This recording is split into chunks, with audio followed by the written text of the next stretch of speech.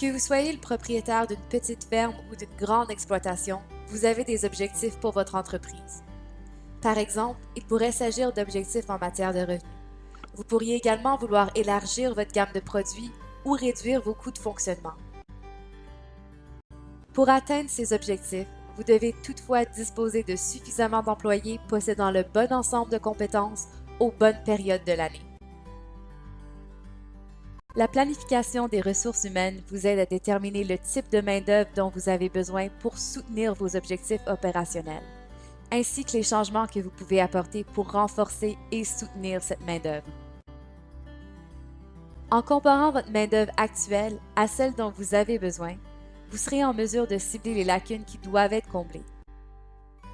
Par exemple, vous trouverez peut-être que vous avez besoin de travailleurs supplémentaires, ou encore de travailleurs qui possèdent des compétences et un savoir qui diffèrent de ceux que possèdent vos employés actuels.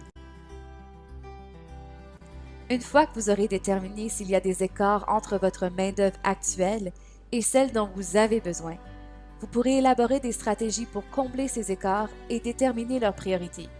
En général, ces stratégies portent sur le recrutement, la formation et le maintien en poste des travailleurs qualifiés possédant la bonne combinaison de compétences et de connaissances.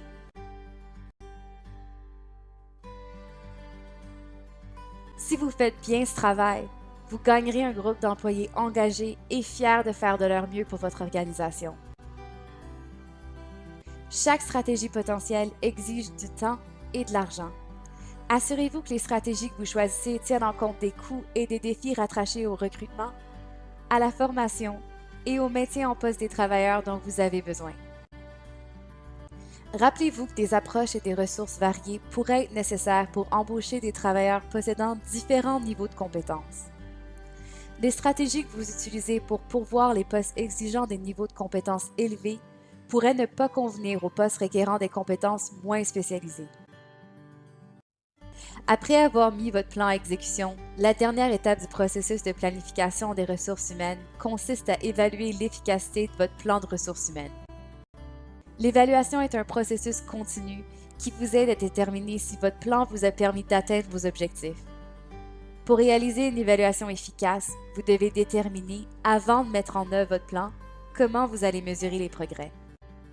Accédez à nos outils et modèles.